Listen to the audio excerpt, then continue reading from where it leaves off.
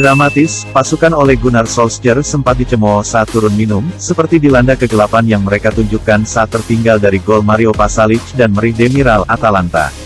Tapi cemoohan berubah menjadi sorak-sorai saat United, yang didukung oleh kerumunan yang semakin hiruk-pikuk, bangkit untuk menyelesaikan salah satu kemenangan besar mereka di Eropa. Manchester United berhasil meraih kemenangan 3-2 dari Atalanta. Cristiano Ronaldo menyundul gol penentu kemenangan 9 menit menjelang pertandingan usai. Manchester United bangkit dari ketertinggalan. 2 gol Cristiano Ronaldo mencatatkan kemenangan mengesankan di Liga Champions melawan Atalanta di Old Trafford. Setan Merah pun berhasil mengantongi 3 poin dan menjadikan mereka berada di peringkat pertama di grup F Liga Champions. Disusul Atalanta posisi kedua, Villarreal ketiga dan Young Boys posisi paling buncit.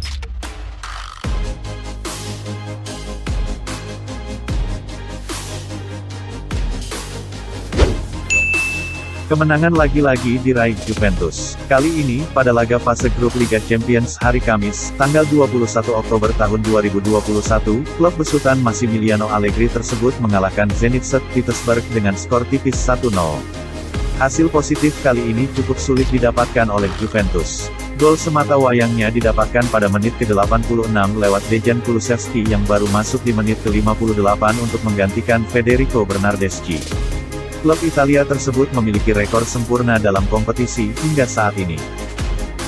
Kemenangan tersebut membuat rekor Liga Champions sebagai kemenangan tandang berturut-turut di babak penyisihan grup. 7 kemenangan beruntun Juventus membuat mereka unggul masing-masing 6 dari Chelsea tahun 2000 sampai tahun 2004 dan Manchester United tahun 2009 sampai tahun 2010. Ini adalah kemenangan ke-150 mereka di Liga Champions atau Piala Eropa. Kemenangan itu membuat Juventus menjadi pemimpin klasemen di grup H Liga Champions, disusul Chelsea, lalu Zenit St. Petersburg dan Malmo FF di posisi buncit. Kembali memetik kemenangan. Berstatus tim tamu, Bayern Munchen tampil dominan sejak awal laga. Mereka mendominasi penguasaan bola dan memaksa Benfica harus bertahan dengan rapat. Bayern Munich mengamuk di kandang Benfica saat melakoni matchday ketiga grup E Liga Champions pada Kamis, tanggal 21 Oktober tahun 2021, dini hari WIB. Tampil dominan di Stadion Dalus, Bayern menang meyakinkan dengan skor 4-0. 2 gol berasal dari Leroy Sané, 1 dari Robert Lewandowski, dan terakhir diberikan oleh Everton Sousa lewat gol bunuh diri. Dengan kemenangan 4-0 atas Benfica. Setelah tertinggal, Benfica pun semakin kacau dalam melakoni pertandingan tersebut. Bayern Munchen terus menekan dengan serangkaian umpan silang ke dalam kotak. Munchen pun mencoba untuk lebih agresif dalam membangun serangan yang menyulitkan pemain Benfica untuk berkembang. Amukan Sané dan kawan-kawan membawa Bayern Munchen memimpin klasemen grup E disusul Benfica, Barcelona dan Dinamo Kyiv di posisi buncit.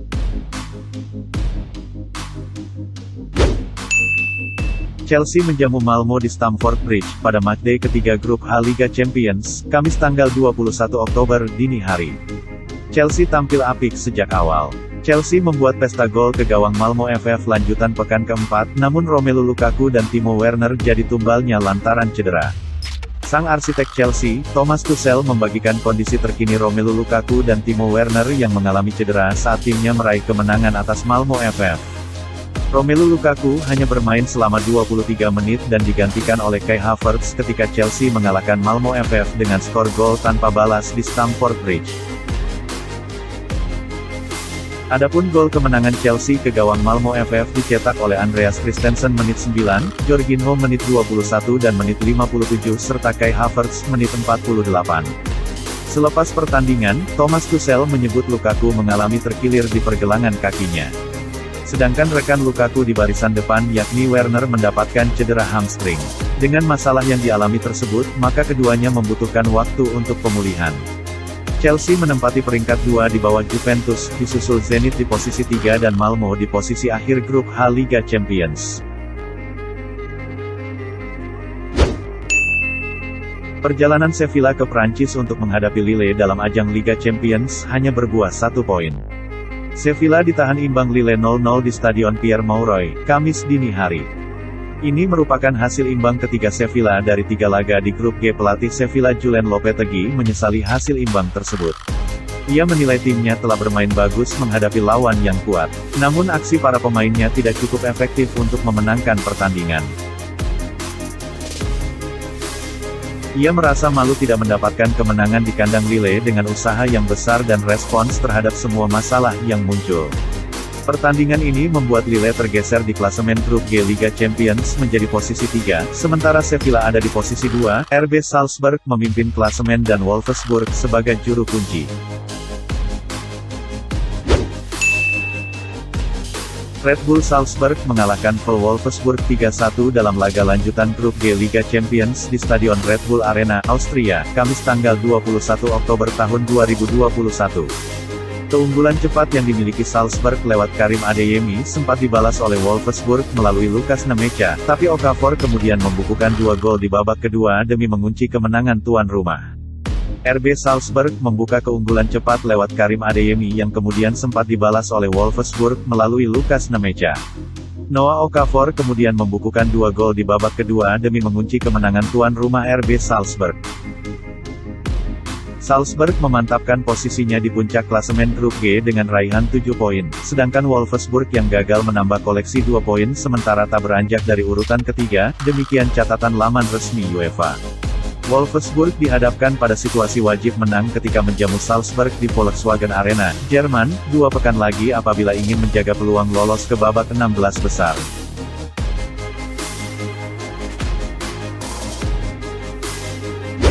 Pertandingan di grup F mempertemukan Young Boys dengan Villarreal, yang berlangsung di Stadion Stade de Suisse, Kamis, tanggal 21 Oktober tahun 2021 dini hari. Akhir laga mencetak skor 1-4 dengan keunggulan tim tandang, Villarreal. Tampil sebagai pembuka gol adalah Yeremy Pino, saat laga berjalan di menit ke-6. Gol tersebut merupakan gol perdananya di Liga Champions. Anak asuhan David Wagner tak bisa menghindari serangan tim asuhan Unai Emery, rivalnya. Disusul El Submarino Amarillo di menit 16.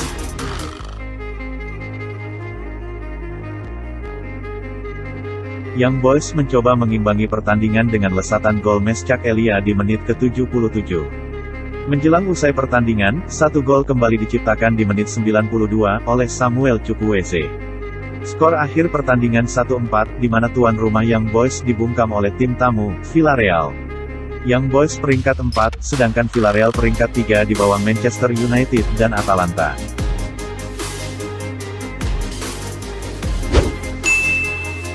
Barcelona menang tipis dari Dinamo Kiev 1-0. Mereka akhirnya meraih kemenangan perdana di Liga Champions musim ini. Menjamu Dinamo Kiev di matchday ketiga grup E Liga Champions. Pertandingan Barcelona dan Dinamo Kiev berlangsung di Stadion Camp Nou, Rabu, tanggal 20 Oktober tahun 2021. Hasil ini membuka peluang Barcelona lolos ke fase gugur. Pada 2 pertandingan sebelumnya, Barcelona selalu mengalami kekalahan dengan skor sama, yaitu 0-3 dari Bayern Munchen dan Benfica. Barcelona menciptakan peluang pertama saat laga baru berjalan 2 menit melalui aksi Sergi Nodes. Akan tetapi, sundulan pemain asal Amerika Serikat itu hanya melebar di sisi gawang. Barcelona akhirnya memecah kebuntuan di menit ke-36. Crossing Alba menuju kotak penalti disambut Gerard Pique dengan tendangan voli yang bersarang telak di sudut kiri gawang Buschan. Dengan hasil pertandingan tersebut, posisi mereka saat ini naik ke urutan ketiga dengan 3 poin, meninggalkan Kiev di posisi juru kunci dengan 1 poin. Grupo E dipimpin oleh Bayern disusul oleh Benfica.